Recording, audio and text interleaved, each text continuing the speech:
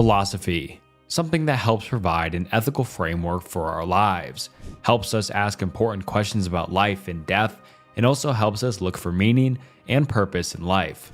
Now, many people may think theology or religion is the same as philosophy, but it's not exactly the same, just similar. Let me explain. Philosophy looks for rational explanations and justifications for beliefs. Philosophy has its basis in reason. Theology deals with thinking about religious beliefs in a rational manner, but it presumes faith. And also, I'm not going to bash or make fun of any of these philosophies. I'll just try and give an objective opinion on them, and I'll try my best to not have any sort of my opinion in it, but that's really hard to do. So if you guys disagree with me in the comments, make sure to comment that down below just so I can get your guys' opinion on this. All right, now into the video. Also, subscribe to the channel. It's the channel's goal to be at 250,000 subscribers by the end of the year, and I think we can do it, so please subscribe. Thanks. Nihilism. Nihilism, a philosophy that is one of the more depressing on the list, but let's get into it. Nihilism, which is a philosophical stance which questions the fundamental meaning and value of existence. It suggests that life lacks inherent purpose or significance. This viewpoint challenges traditional beliefs, particularly regarding morality and the nature of reality. And there are a lot of different sides of the nihilism view, so starting off with moral nihilism, one facet of this philosophy which rejects the existence of objective moral truths. Instead, it proposes that concepts like good and evil are human constructs, rather than inherent principles of the universe. In essence, moral nihilists argue that there are no universal rules governing right and wrong, and ethical judgments are subjective or culturally determined. Existential nihilism, another important aspect, delves into the ultimate meaning of human existence and the universe. It contends that life is devoid of intrinsic significance and any attempts to find meaning are ultimately futile. This perspective can make you pretty depressed or sad because it's saying nothing really matters. If someone truly believes in this philosophy of nihilism, it could lead the person to grapple with the apparent absurdity and insignificance of their lives and the vastness of the cosmos. However, nihilism isn't purely about despair. Some proponents argue that embracing nihilism can actually be liberating. By recognizing the absence of inherent meaning, individuals are freed from the constraints of traditional values and beliefs. This liberation can inspire a more authentic mode of existence, where individuals create their own meaning and create their own values based on personal experiences and desires. Throughout history, nihilism has influenced literature, philosophy, and art. Thinkers like Friedrich Nietzsche and Albert Camus have explored its implications, prompting deep reflections on the human condition. While nihilism can be unsettling, I personally think it fits certain people. If someone doesn't fully align with traditional moral beliefs, it could be a decent fit, I guess. Also, it allows complete control over what you believe without having to conform to any religion or other philosophy, so D tier. Absurdism. Absurdism is another philosophical viewpoint that delves into the meaning of existence, but it approaches the subject differently than nihilism. Absurdism, often associated with the work of the existentialist philosopher Albert Camus, acknowledges the apparent lack of inherent meaning in the universe, similar to nihilism. However, instead of resigning to despair or nihilistic conclusions, absurdism proposes embracing the inherent absurdity of the human condition. At the core of absurdism is the recognition of the absurd nature of existence, where humans constantly seek meaning and purpose in the universe that seems indifferent or rational. Despite this, absurdists advocate for a defiant and courageous response to this absurdity. They argue that individuals can find meaning and can find fulfillment by embracing life's uncertainties and contradictions, even in the face of an ultimately meaningless universe. Camus famously illustrated the absurd through his essay The Myth of Sisyphus in his novel The Stranger. In The Myth of Sisyphus, he likens human existence to the plight of Sisyphus, condemned to endlessly roll a boulder up a hill only to watch it roll back down, symbolizing the futility of our actions in the face of an indifferent cosmos. Despite this seemingly futile existence, Camus argues that Sisyphus can find meaning and defiance in his struggle. Also, in The Stranger, Camus explores the life of an ordinary man, Marisalt's, who faces life's absurdity with indifference and detachment. Through Marisalt's experiences, Camus highlights the absurdity of human existence and the potential for individuals to find meaning through personal rebellion against societal norms and expectations. In summary, absurdism acknowledges the lack of inherent meaning in the universe, but proposes embracing life's absurdity as a means of finding personal meaning and fulfillment compared to nihilism.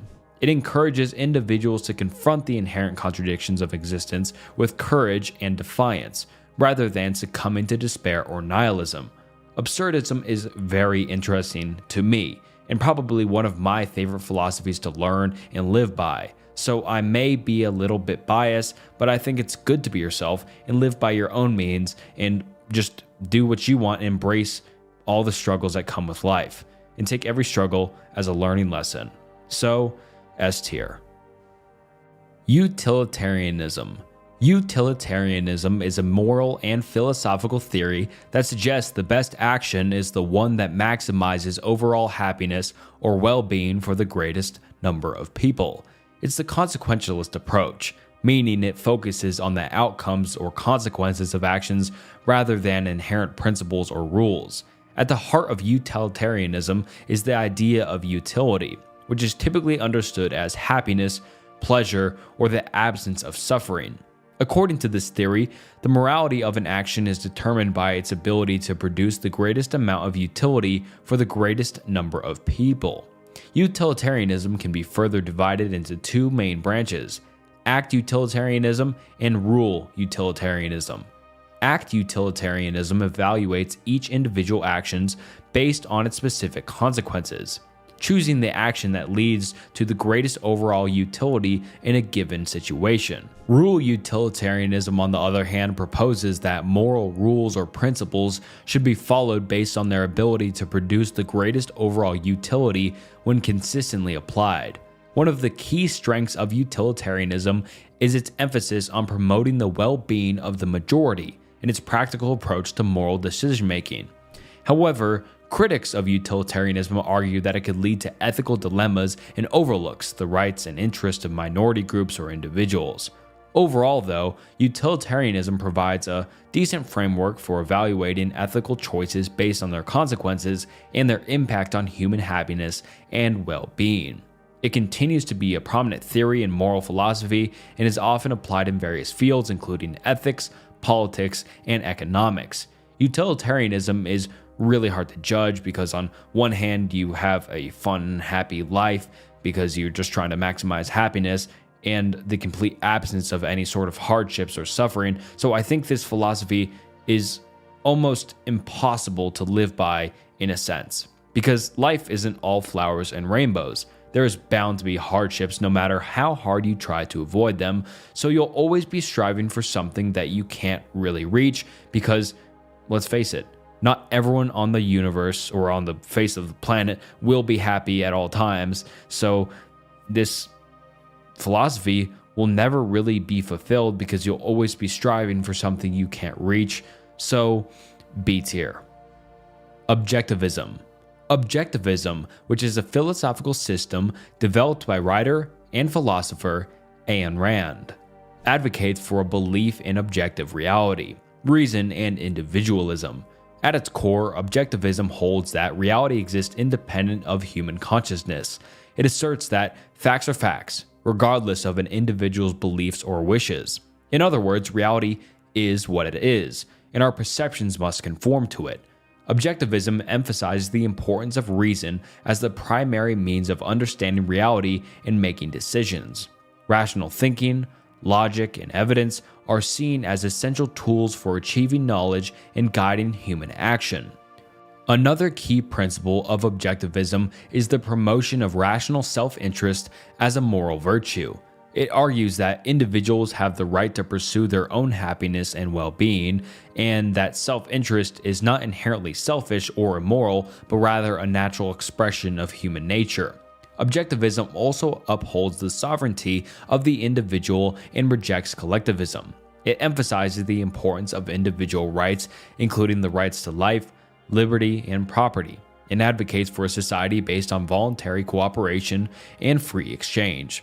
Moreover, objectivism advocates for a laissez-faire capitalism as the ideal socio-economic system. It argues that a free market, where individuals are free to pursue their own goals and trade with others on a voluntary basis, is the most just and efficient way to organize society. In summary, objectivism presents a comprehensive worldview that encompasses metaphysics, epistemology, ethics, politics, and aesthetics, so some pretty important fields it is a big part of. While it has garnered both praise and criticism, objectivism continues to influence debates in philosophy, politics, and culture. Objectivism is a really interesting philosophy to look into and think about, because unlike a lot on this list and what we will cover, objectivism just focuses kind of on the real world and yourself, nothing otherworldly or about life or death. I think that objectivism is an inherently good philosophy. It advocates for freedom, which I'd argue is always good no matter what, but it does mainly focus on just yourself, which can be seen as selfish, but it's really up to you. So, A tier. Determinism. Determinism is a philosophical concept suggesting that all events, including human actions, are ultimately determined by causes external to the will. It proposes that every event, decision, and action unfolds according to a chain of cause and effect relationships dictated by preceding causes and conditions governed by natural laws. This perspective challenges the notion of free will, implying that the future is already predetermined by the past in the present state of the universe. In determinism, human autonomy is questioned, as our actions are seen as an inevitable outcome of prior circumstances and factors beyond our control.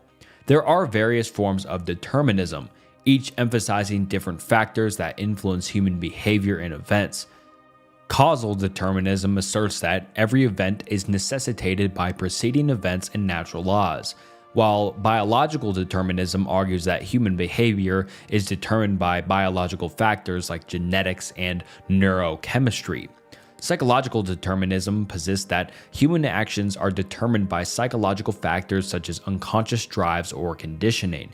And environmental determinism suggests that human behavior is shaped by external factors such as culture, society, and the environment you live in. Determinism has profound implications for philosophy, touching on areas such as ethics, metaphysics, and the philosophy of the mind. It raises questions about moral responsibility and the possibility of genuine human agency within a deterministic framework. Despite the challenges it poses to traditional notions of freedom, some philosophers advocate for compatibilism, which argues that determinism and free will are actually compatible, allowing for a meaningful sense of freedom and responsibility within the constraints of deterministic forces. Determinism remains a subject of ongoing debate and exploration, as it prompts deep reflections on the nature of reality, human nature, and the limits of human knowledge. Determinism is another unique mainstream philosophy. It is hard to agree with, though, because free will is true and real according to almost every philosophy and religion worldwide that says humans do have free will, and having people's lives predetermined is hard to prove, but also hard to disprove. So who really knows? But I don't think that this philosophy has a lot of, evidence, I guess. So I'll go with C tier. Empiricism. Empiricism, which is a philosophical stance, highlights sensory experience and observation as the primary sources of knowledge about the world. In constraint to rationalism, which we'll cover next, which prioritizes reason and innate ideas, empiricism asserts that all knowledge ultimately stems from sensory perception and experience. Key principles of empiricism include sense perception, wherein knowledge is derived from direct sensory experiences like seeing, hearing, touching, tasting, and smelling. Empiricists argue that experience serves as the foundation for acquiring information about the external world. Moreover, empiricism views experience as the sole source of knowledge, encompassing both empirical observations of the external world and introspective observations of one's own mental states and experiences. Empirical evidence obtained through observation and experimentation holds primacy in forming beliefs and making claims about reality. Empiricists often employ inductive reasoning, drawing general conclusions or making predictions based on specific observations or data. This form of reasoning enables them to generalize from observed instances to broader principles or patterns. Closely linked with empiricism is the scientific method, which entails formulating hypotheses, conducting experiments, and analyzing empirical data to test and refine scientific theories. Empirical research is foundational to scientific inquiry and knowledge acquisition. Empiricism has left an indelible mark in various fields, including philosophy, psychology, and science. Renowned empiricist philosophers like John Locke, David Hume, and John Stuart Mill have significantly shaped the development of empiricism as a philosophical doctrine. While empiricism underscores the significance of sensory experience and empirical evidence in knowledge acquisition, it has encountered criticism for its limitations, such as the potential fallibility of sensory perceptions. Nevertheless, empiricism remains a fundamental approach to understanding, guiding inquiry, and exploration across diverse realms of human knowledge. I think that empiricism is a great way to look at the world because it's very easy to grasp and understand compared to other philosophies or religions, because everything is physical and you can, use your five senses to understand it. So you can understand water pretty easy. You can see it, you can taste it, you can smell it, you can feel it, etc. And that is way more understandable and easy to grasp compared to thinking about death or what's after death. So that's where my critique comes in, because empiricism doesn't touch on life or death, because there really isn't any science saying what happens after death. Sure, many people or empiricists might think it just goes black after that. You just cease to exist, but it doesn't really touch on that. So that's the one critique I have for it. So I'll go with B tier for empiricism. Rationalism. Rationalism is a philosophical standpoint that places reason and rationality at the forefront as the primary means of attaining knowledge and understanding reality. And unlike empiricism, which emphasizes sensory experience and observation, rationalism asserts that certain truths can be known independently of experience through the use of reason alone. Key principles of rationalism include the primacy of reason, which is considered the foundation of knowledge, and the belief in innate ideas or concepts inherent to the human mind, present from birth, and the reliant on sensory experience for acquisition. Rationalism also posits the existence of universal principles or truths that are timeless and immutable, accessible through rational reflection. Additionally, rationalists often turn to mathematics and logic as prime examples of knowledge gained through reason, viewing mathematical and logical truths as necessary and certain, providing a basis for understanding the world. They typically employ deductive reasoning, drawing conclusions from general principles or premises through logical interference to derive new knowledge. Rationalism has had significant influence across various fields, including philosophy, mathematics, and science. Renowned rationalist philosophers like René Descartes, Baruch Spinoza, and Gottfried Wilhelm Leibniz have contributed to its development. While rationalism emphasizes the power of reason, it has also faced criticism for potentially overlooking the importance of empirical evidence and sensory experience in understanding the world. Nonetheless, rationalism remains a prominent approach to knowledge and understanding. And rationalism and empiricism are very similar and different at the same time, so I think it would be unfair to rate one higher than the other. So I will go B tier for rationalism. Let me know what you guys think down below. Existentialism. Existentialism is a philosophical movement that emerged in the 19th and 20th centuries, particularly in Europe, and it focuses on the individual's experience and freedom in a seemingly meaningless or absurd world. So this one's similar to absurdism. Key existentialist themes include the exploration of existence, freedom, choice, responsibility, and the search for meaning in life. One central idea of existentialism is the notion of existence precedes essence, meaning that individuals exist first and then define themselves through their actions and choices. Existentialists reject the idea of predetermined human nature or essence and emphasize the individual's freedom to create their own meaning and identity. Another important concept in existentialism is the idea of authenticity. Authenticity involves living in accordance with one's true self, values, and beliefs, rather than conforming to societal expectations or norms. Existentialists encourage individuals to embrace their freedom and take responsibility for their choices, even in the face of uncertainty or existential angst. Existentialism often explores themes of alienation, isolation, and the experience of being alone in the world. Existentialist thinkers like Jean-Paul Sartre, Simone de Beauvoir, and Albert Camus grapple with the challenges of human existence, confronting questions about the meaning of life, the nature of existence, and the inevitability of death. And I think this one is a good way to look at the world. Once again, very similar to absurdism, which I did rank S tier, but this one may be A tier for me because I think just finding a decent way to go throughout life without having to really conform to a certain thing is good. Having your own sort of ways to go about life is important and create your own meaning for your own life. So yeah, A tier. Stoicism. Stoicism, an ancient philosophical school originating in Greece and later flourishing in Rome, offers practical guidance for living a fulfilling life through personal ethics, self-discipline, and resilience. It emphasizes virtues such as wisdom, courage, justice, and self-discipline as the path to eudaimonia. Central to Stoicism is the acceptance of nature, urging individuals to embrace the natural order of the universe and recognize what is within their control and what is not. By accepting the inevitability of change and impermanence, Stoics seek inner peace and serenity. Stoicism also emphasizes the control of one's will, advocating for self-discipline and rationality to overcome destructive emotions and achieve inner tranquility.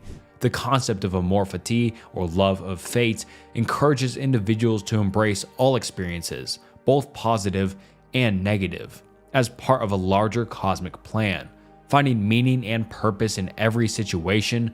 Additionally, Stoicism urges individuals to live in the present moment, letting go of regrets about the past and worries about the future. By focusing on the here and now, individuals can find contentment and fulfillment in the present moment. Stoic principles have had a profound impact on Western philosophy and continue to resonate with people seeking practical wisdom for navigating life's challenges. Adopted by leaders, entrepreneurs, athletes, and scholars alike, Stoicism offers timeless guidance for cultivating resilience, wisdom, and inner peace in the pursuit of meaningful life. And I don't think I have much to say here other than S tier, because I think searching for complete eudaimonia and letting go of your past regrets about the past, and you don't need to worry about the future either. You just focus on the here and now and focus on you here and now and just focus on becoming the best version of yourself. And I think it's hard to argue anything other than S tier for Stoicism. And alright, that wraps up the philosophical tier list explained, I guess. There wasn't many on here, but it was a 25-minute video around there. So that's long enough, I think. 9 different philosophies, ranked them all differently. I think that's perfect length for a tier list video. Let me know if you want a part 2, because I really enjoyed making this and scripting it. It was great. I really enjoyed it. Philosophy is just so interesting.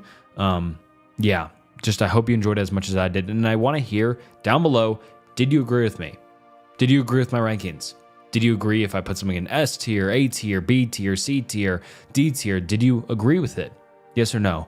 Please let me know down in the comments, because I definitely read all your comments, and I'll definitely reply if I think it's a decent feedback you gave or just opinion.